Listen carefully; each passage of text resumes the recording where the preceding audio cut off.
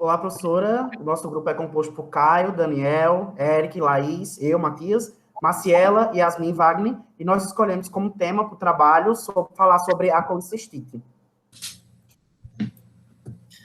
De forma geral, a colecistite, ela seria a inflamação da vesícula biliar, né? Dessa inflamação da parede da vesícula, né? Isso dá por vários fatores, né?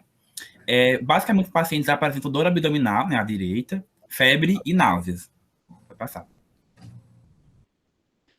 Para entender melhor a nossa patologia, a gente também tem que fazer uma revisão, né, anatomofisiológica da árvore biliar e também da vesícula biliar. A árvore biliar, ela seria todos esses ramos, né, esses ductos que coletam a bile que é produzida no fígado, né, até ali o duodeno, né, onde é lançado a bile.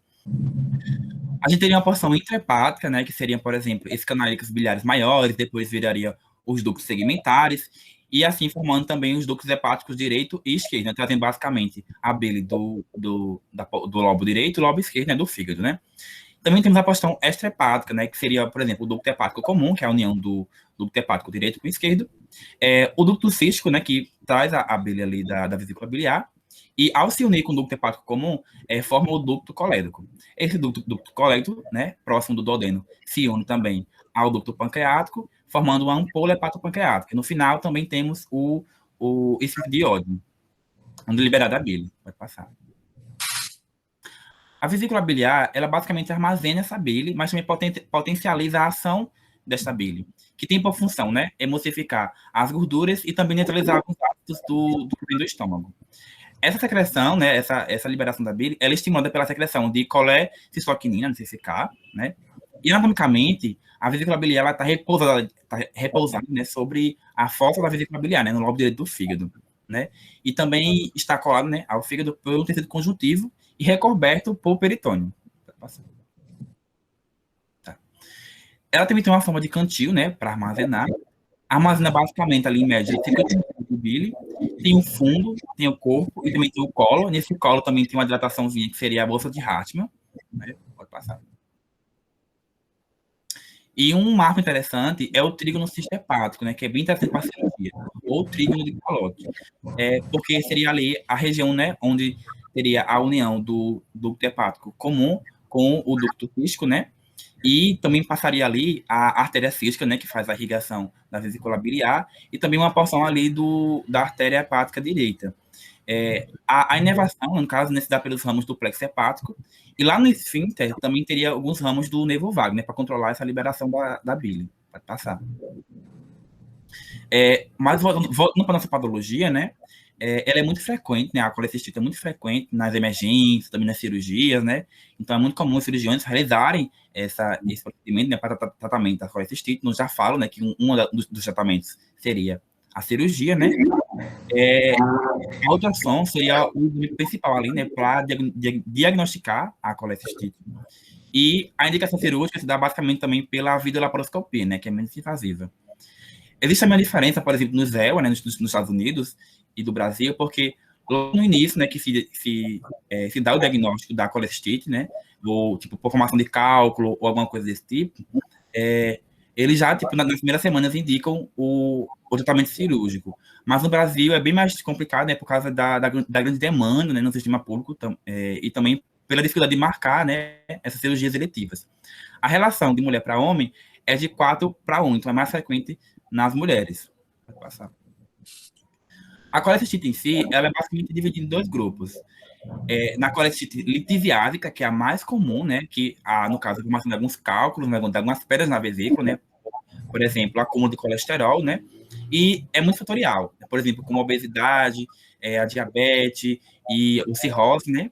O outro grupo, que seria menos comum, seria a colecistite aguda alitiviásica, em que não há formação de cálculos, né, mas há a inflamação, né, da parede da vesícula em si.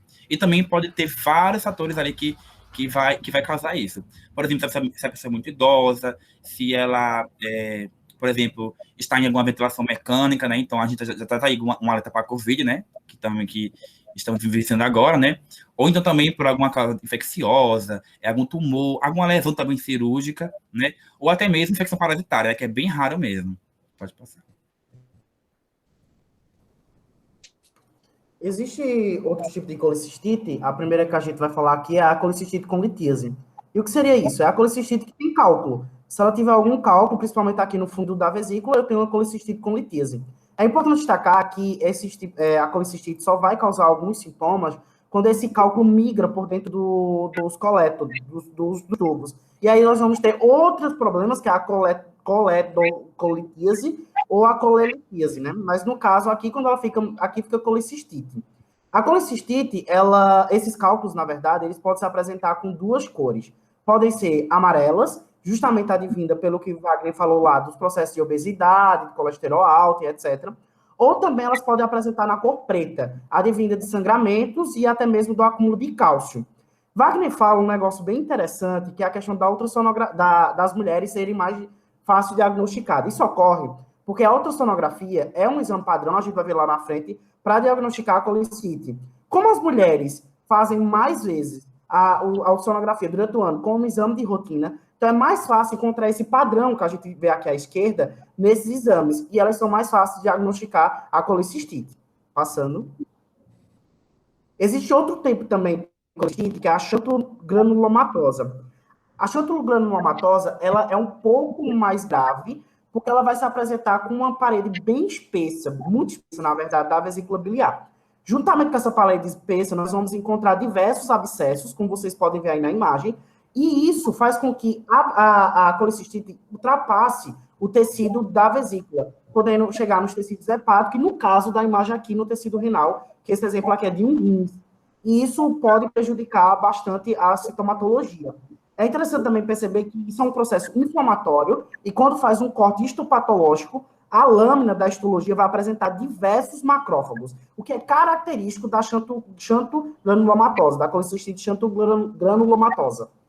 Pode passar. Apesar de existir uma predominância dos casos de colecistite litisiática, cerca de 5% dos casos de colecistite ocorrem de uma forma alitisiática, ou seja, sem a presença dos cálculos. A fisiopatologia dessa forma, a litisiática, é multifatorial.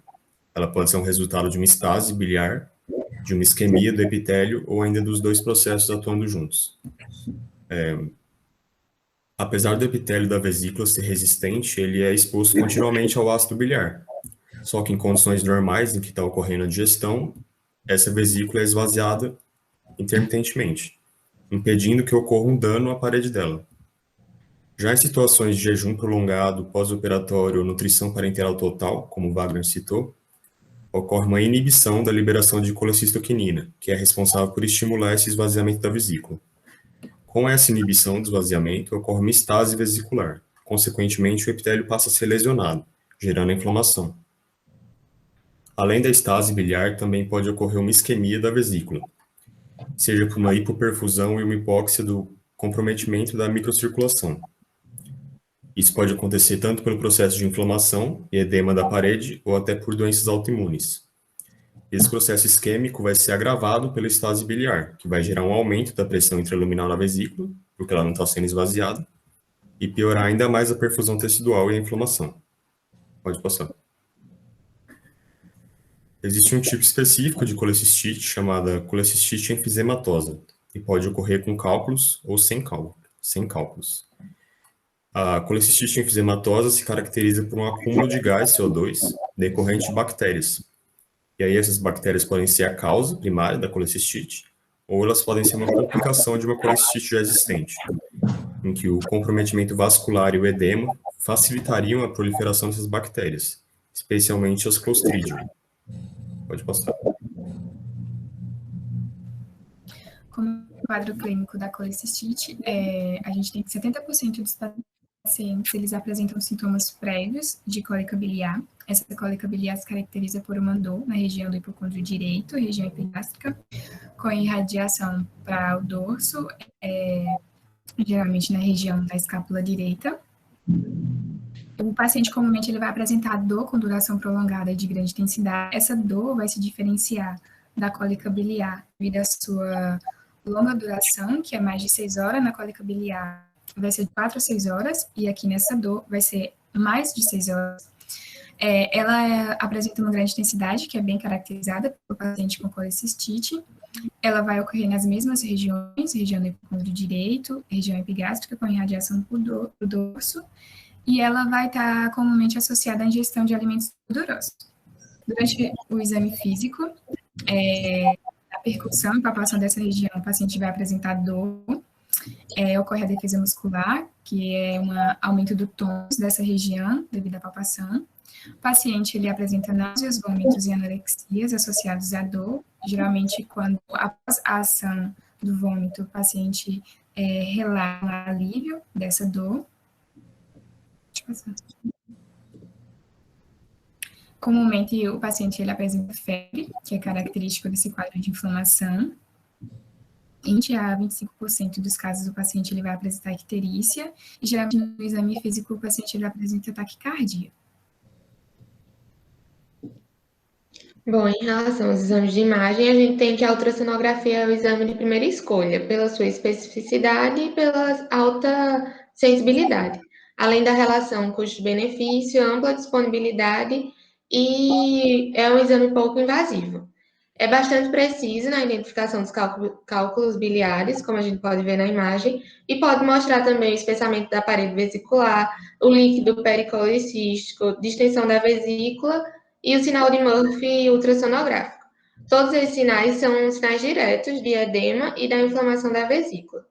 Já a ressonância magnética e a tomografia computadorizada não são muito utilizados por não serem exames de rotina, mas contribuem também na identificação desses sinais inflamatórios da vesícula. A tomografia, por exemplo, é utilizada principalmente na investigação de pacientes com dor abdominal na emergência. Ela é menos sensível à identificação dos cálculos do que a ultrassonografia. A cintilografia hepatobiliar não é um exame muito utilizado, porque é difícil de ser realizado e apresenta alguns falsos positivos. Ela pode ser utilizada para esclarecimento de casos atípicos e a gente diz que é positivo para a colecistite quando não há visualização da vesícula. No caso, esses exames são muito importantes e utilizados para o diagnóstico diferencial de outras doenças que podem apresentar um quadro de dor abdominal aguda, como apendicite, a pancreatite aguda, a pielonefrite, a isquemia mesentérica e a hepatite e o abscesso hepático. No exame físico, o paciente vai apresentar uma queda do estado geral, fase de dor, febre, como já foi mencionado anteriormente, uma sensibilidade maior no quadrante superior direito do abdômen, dor à palpação e uma defesa muscular nessa região. Em alguns dos casos, uma parcela mais reduzida, ele vai apresentar icterícia.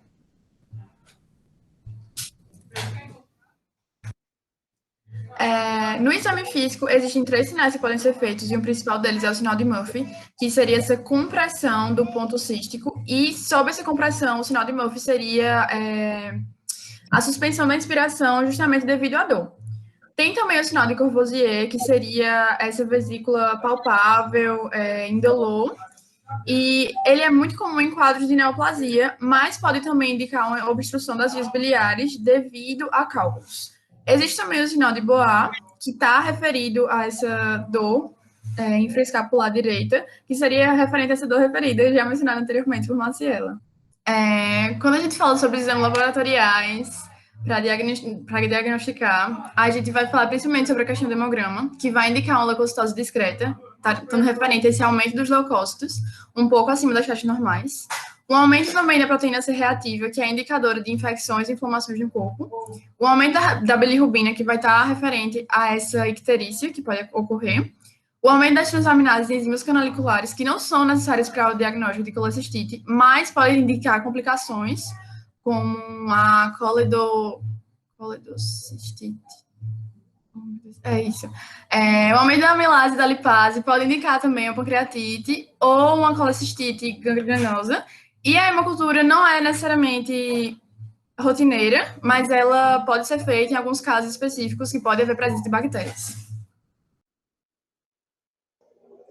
Para o diagnóstico, a gente indica a associação de alguns fatores. Por exemplo, a história do paciente, exame clínico, se ele apresenta febre, dor, sensibilidade no hipocôndrio direito, se apresentou vômitos ou intolerância alimentar e o sinal de Murphy positivo. Nos exames laboratoriais, se tem a presença da proteína C reativa elevada, a contagem elevada dos leucócitos. E se nos exames de imagem apareceram sinais sugestivos de inflamação da vesícula biliar. Para o exame padrão ouro, para o diagnóstico, no caso, é o exame patológico da vesícula.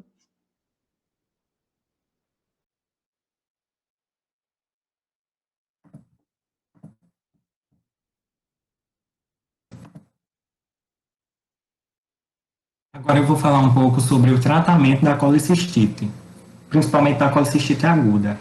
Primeiro, na crise, nós devemos hospitalizar o paciente e assim que o paciente for hospitalizado, a gente já começa com uma estratégia de hidratação, fazendo uma terapia de reposição de eletrólitos por via intravenosa. E também nós vamos aplicar o jejum, né, porque o consumo de alimentos, sobretudo alimentos gordurosos, vão estimular a contração das paredes da bile, da vesícula biliar para a liberação da bile. E também nós vamos seguir com a analgesia, para a diminuição dos sintomas, né? E essa analgesia, de acordo com alguns autores, ela deve ser feita com o uso de analgésicos que não sejam de origem da morfina, que não sejam derivados da morfina, uma vez que a morfina, ela estimula espasmos no esfíncter de Oddi, e isso pode piorar com o quadro. E também a gente inicia uma antibioticoterapia. Essa antibioticoterapia, ela é para o combate de possíveis micro-organismos invasores, gram-negativos, né, e anaeróbicos. Um exemplo dessa antibioticoterapia é a cefalosporina, de terceira geração, com metronidazol, que vai inibir a síntese proteica, de maneira geral, desses micro-organismos. A colecistectomia é o tratamento definitivo tanto para colicistite aguda, né, e é indicada após 72 horas do início das crises, né. Ela pode ser feita de duas maneiras. A maneira é a cirurgia aberta. Geralmente o cirurgião, ele utiliza esse método para ter uma melhor visualização das estruturas anatômicas e da relação anatômica daqui da vesícula biliar, né, quando a videolaparoscopia ela não é possível, né, e também por fatores que é mais acessível essa cirurgia aberta, né. A videolaparoscopia, que é o método mais utilizado nos dias atuais, ela é um método menos invasivo, minimamente invasivo, né, e também ela é indicado porque geralmente o paciente ele vai ter um pós-operatório mais tranquilo, né, geralmente o paciente ele recebe alta com um dia após a cirurgia. E a colecistectomia, ela pode ser de maneira preventiva também, que é quando o paciente ele apresenta a formação de cálculos biliares, só que ele não apresenta sintomas.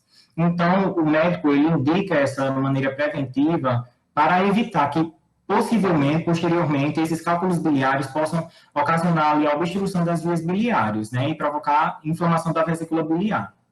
Além disso, a videolaparoscopia ela pode ser feita com a técnica de calangiografia, que é basicamente a utilização de líquidos fluidos fluorescentes, né, que vão ajudar a gente a observar as vias biliares na hora do desenvolvimento ali da cirurgia. Além de que a gente pode utilizar a própria radiografia, né, exames de radiografia, na mesma hora que a gente está fazendo a videolaparoscopia para ter uma maior segurança, né, nas estruturas anatômicas. Então, a colecistectomia parcial, ela é indicada geralmente quando a vesícula biliar está muito inflamada, né, que ela vem associada com epiema, que é basicamente um acúmulo de pus e também necrose. Basicamente, a vesícula biliar ela vai se encontrar tão inflamada que vai dificultar a visualização das estruturas do triângulo de calor, né? E, basicamente, isso vai fazer com que a gente opte para retirada parcial da vesícula biliar, né? Então, A colicistite alitiásica, como já foi dito, né, é quando a gente tem uma inflamação da vesícula biliar, mas não tem uma formação de cálculos biliares, propriamente dito, né, e geralmente isso acontece por uma obstrução das vias biliares, né, do ducto cístico ali naquela região, pode ser ocasionada por uma estenose e por vários fatores. E geralmente a gente vai fazer uma drenagem percutânea de via biliar, e ela vai evoluir para a cura da doença, né.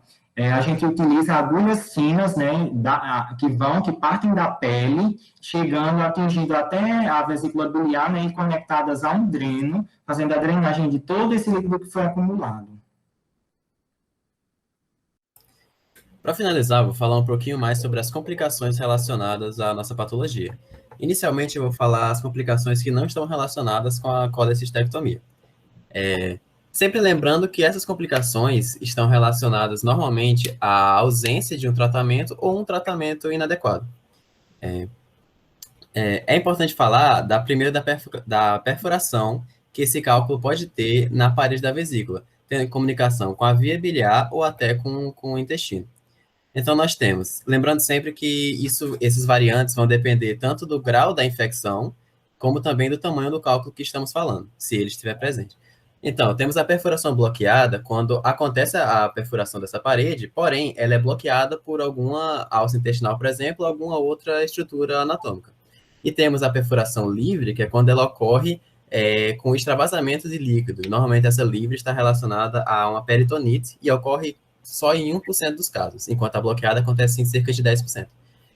Além dessa, nós temos, por exemplo, a síndrome de Mirise, que é quando ocorre a obstrução do ducto colédoco ou do ducto hepático comum, que, por consequência, vai influenciar, diminuindo o fluxo de bile do fígado para o intestino, que vai se caracterizar como uma colestase e também podendo evoluir até para uma icterícia. Nós temos também a pancreatite biliar, que é quando essa obstrução, pelo cálculo, ocorre no ducto pancreático, que vai evoluir, como o nome já diz, para uma pancreatite. Nós temos ainda a mais rara de todas, que é a fístula colecistoentérica, que é quando essa fístula ocorre não na via biliar, mas sim no próprio intestino delgado ou nas porções finais do estômago, que vai se enquadrar num quadro chamado ilho biliar, que é a obstrução do fluxo dos alimentos no intestino. Pode passar.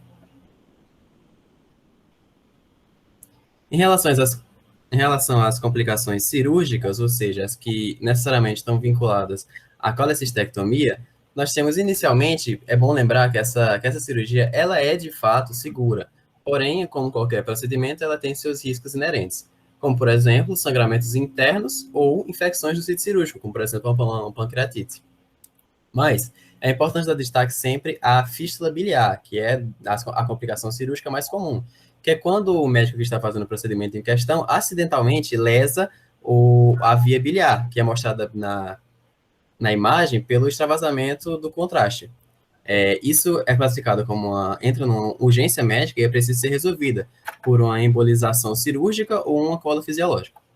Por último, nós temos a síndrome pós-colecistectomia, que é quando é uma síndrome não muito explicada pela ciência, nós não sabemos tanto a explicação dela, mas basicamente é um retorno dos sintomas da colecistite, ou seja, náuseas, vômitos e dor abdominal, após a retirada da vesícula.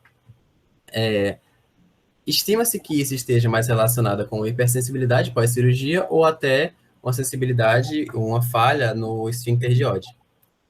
É isso, muito obrigado pela atenção, e aí estão nossas referências.